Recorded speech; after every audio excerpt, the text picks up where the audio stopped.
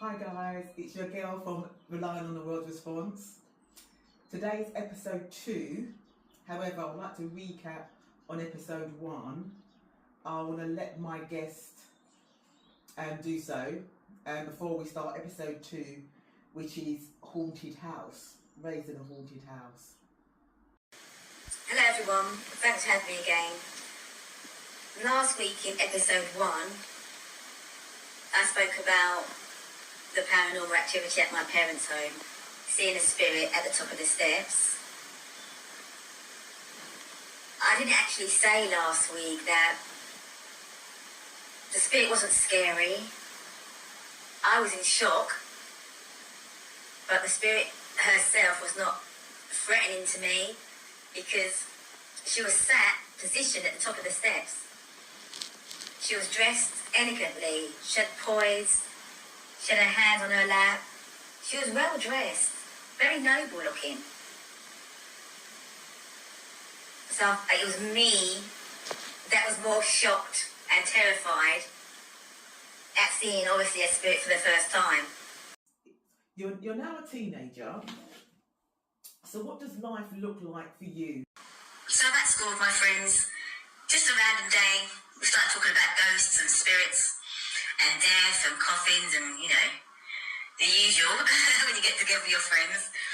And that triggered me. That took me back to that spirit I saw on the stairs, but I didn't say anything. It was only when I got home. In what way did it trigger you?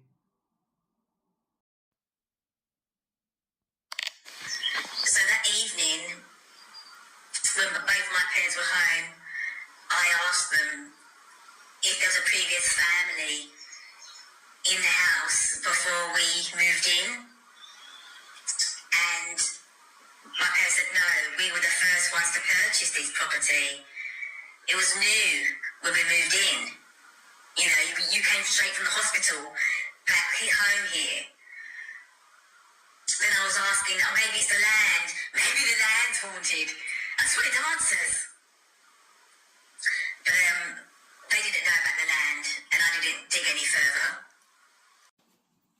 I'm so sorry you didn't get the answers you were hoping for. Because obviously if there were a family there, then that would explain what you had seen. I know we touched on therapy before and you hadn't had any. Do you think, looking back, that may have helped you? Looking back in regard to the therapy that I didn't have, I had thought about it. But back then it would have been a psychiatrist, and back then that would have been a taboo. People wouldn't want to associate themselves with you because psychiatrists, mad, medication, injections. But today, it's therapy, it's trending. It's trendy to see a therapist, to have a therapist. So I can't answer for or against therapy back then or even now. Now I feel like it's so, you know, time's gone on and I'm trying to find my own answers and healing. So I find my own way. It's maybe not the right way to do things, but what is the right way? You touched on some really good points regarding the therapy and the psychiatrist. I understand back in the day that you'd been labelled, and especially as a child, I can understand where you're coming from. And there's so many alternative ways and routes out there that you need to research, that you can research. Some things may work for one group of people and then the other not. So you have to find something that's right for you, whether it's seeing a psychiatrist, getting therapy, going for herbal, seeing a shaman, you know, using religion, whatever suits you, you will know. So I understand the taboo, absolutely, 100%. Ask you about the fear and the gifts, because does that come hand in hand? You've been given a gift, but because you don't understand this gift, you're fearful of the gift, which is understandable. Can you elaborate more on the fearful of people for me, if possible? I'd always felt comfortable in that home until I saw the spirit on the stairs. And then I became very fearful of the dark, very scared of the dark. It even went on to being fearful of certain people. Was the house haunted? Possibly. Was I being spiritually attacked? I don't know. Were my gifts just developing? I don't know. I have so many questions to this day, because that spirit on the steps wasn't aggressive towards me. She was very well dressed, very well positioned, very regal looking. So can I go back to the fear at night, when you was under the covers and hot and sweaty and clammy? Did you have nightmares? Can you remember what they were about? And can I have an example of the fear of people? What does it actually look like? So the nightmares at night were quite repetitive. There was one where I kept falling in darkness. I was just falling and falling and falling. And the other one where I was calling my mum, but it was kind of, there's no sound, but it's like I was just miming continuously, mum, mum, and she never came. The fearful of people, I now understand it to be trust and protecting myself. So not necessarily fearful at this time, but as a younger child, yes, I felt something that I didn't understand. But now I'm much older, I understand that it's for my own protection, that these people are not for my... You mentioned going to Church of England school. Were your parents religious at all? Did they implement anything due to you going to a Church of England school? And that's Christian, isn't it?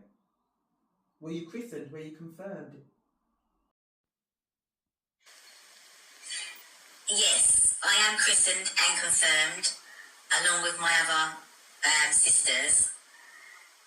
During my time at primary school, Church of England, we would visit the church as a school once a week. On a Sunday, as a family, we would go to church, but only in my primary school years. Once I hit secondary school, we no longer went to church as a family. Oh, thank you for the clarity on that, and I look forward to the further episodes going forward. Did you experience anything else at your family home? Any other paranormal activity? Any other gifts that you'd like to share, of course? I did have other paranormal experiences and new gifts, but I feel like I normalised them because they felt natural, and I just spoke about them and explained them the best I could at the time. I remember I was at art school, and everyone had their own style, you know, and this particular day I asked my dad if he could tie my massive scarf into a tie, you know, as a man would wear to work, that sort of tie. We were in the hallway, we have a massive mirror on the wall, Mum's in the kitchen washing up, my sister is there because Dad has an appointment and she has to escort him home. So in the hallway, Dad's about to tie my scarf and I see both my dad's reflection and my sister's reflection, and I ask them to stop. They probably know me by now. So they stop and say, what's wrong? I say, can you both stand side by side? And they do, looking in the mirror. I said, can you see your mouth? They said, yeah. I said, can you see that it's distorted? They was like, no. I said, both of your mouths are identical, distorted at the same side, the same shape, but they couldn't see it. And that was it. They just said I said, okay, we don't see it. And that was it. They continued time by time. And we continued with our day. Okay, thank you for sharing. Having those experiences, what do you think they were trying to tell you or show you or teach you during those times? I feel now that I was being guided spiritually to maybe teach a lesson and also learn lessons for my own highest good. And how do you know that there are lessons for your highest good? Because by the end of these interviews, it will become full circle. It's been divine intervention all along. I can't wait for the aha moment. Join us here on Relying on the World's Response next week for episode 3. Thanks for joining, guys. Bye.